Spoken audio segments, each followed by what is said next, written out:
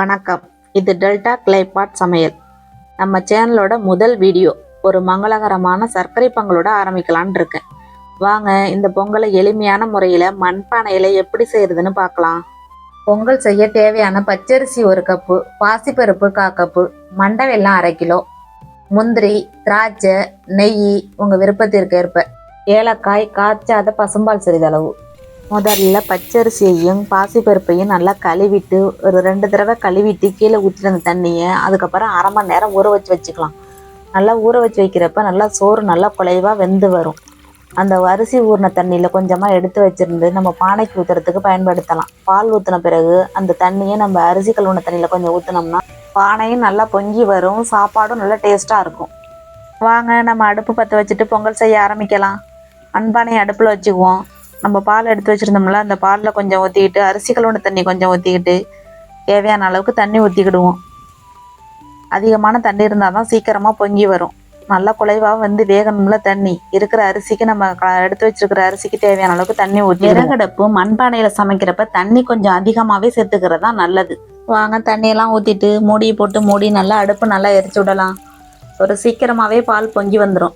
பால் பொங்கி வந்ததுக்கப்புறம் தான் நம்ம அரிசி போடலாம். வாங்க 5 நிமிஷம் கழிச்சு பார்ப்போம். அடுப்பு நல்லா எரிஞ்சிக்கிட்டு இருக்கு. இப்போதான்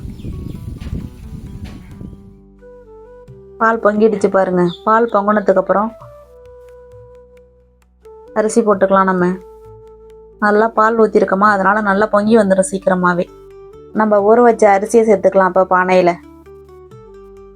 அரிசி போட்டதுக்கப்புறம் பச்சரிசிங்கிறதுனால சீக்கிரமாகவே அடி பிடிக்கும். அதனால் நல்லா கிண்டி விட்டுறணும். கிண்டி விட்டு மூட வைக்கணும். மண்பானை சமையலில் எப்போவுமே மராப்பா பயன்படுத்துகிறது தான் நல்லது. ஏன்னா அது பானையில் எந்த கீரலும் இல்லாது நல்லா பானையும் ரொம்ப நாளைக்கு உழைக்கும். அப்படியே மூடி போட்டு மூடி வச்சுட்டு 5 நிமிஷம் கழிச்சு பார்க்கலாம். வாங்க அதுக்குள்ளே நம்ம இடத்த சுற்றி பார்க்கலாம்.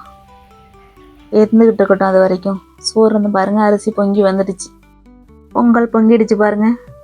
இனிமேல் நம்ம அடுப்பு தீயை குறைச்சி வைக்கணும். இனிமேல் அதிகமாக எரிக்கக்கூடாது. சீக்கிரத்தில் அடி பிடிக்கும். அப்படிங்கிறதுனால மெதுவாக தான் எரிக்கணும். அதிகமான விறகு வைக்கக்கூடாது. நம்ம நல்லா குழஞ்ச வேகிற வரைக்கும் ஒரு 5 நிமிஷம் அப்படியே வச்சுருந்தாக்க நல்லா குலைவாக வெந்துடும். ரொம்ப அதிகமான தீயில் வைக்கக்கூடாது. நம்ம வாங்க வெல்லத்தையும் ஏலக்காயும் இடிச்சிட்டு வந்துடுவோம். அரிசி நல்லா வெந்ததுக்கப்புறம் வெல்லத்தை சேர்ப்போம். வெல்லம் பாகு காய்ச்சல்னு அவசியம் இல்லை. இது நல்லா சுத்தமான வெல்லம், பாகு வெல்லம் தான். அதனால் நல்லாயிருக்கும் பொங்கலுக்கு. இது நேரடியாக எங்கள் பக்கம்னா இப்படியே தான் நாங்கள் சேர்ப்போம். வெல்லத்தை கொட்டி நல்லா கிளறி விட்டுட்டே இருப்போம். வெல்லம் கரைஞ்சதும் எப்படி இருக்குன்னு பார்ப்போம். பாருங்க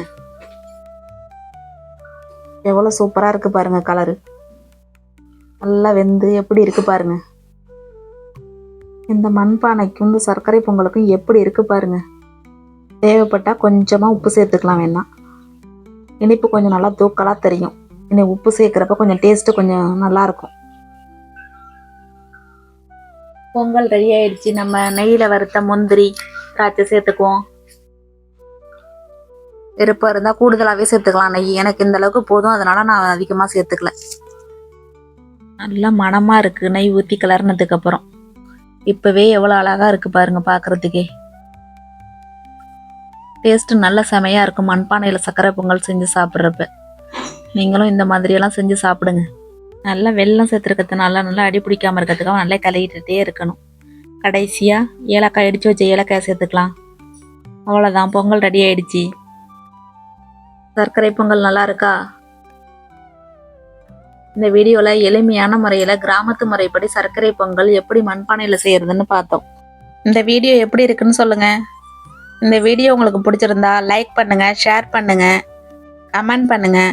மறக்காமல் நம்ம டெல்டா கிளைபாட் சமையல் சேனலை சப்ஸ்கிரைப் பண்ணி சப்போர்ட் பண்ணுங்கள். இனி நம்ம அடுத்தடுத்த வீடியோவில் மண்பானை சமையல் வீடியோக்கள் நிறைய பார்க்கலாம். மறக்காமல் சேனலை சப்போர்ட் பண்ணுங்கள்.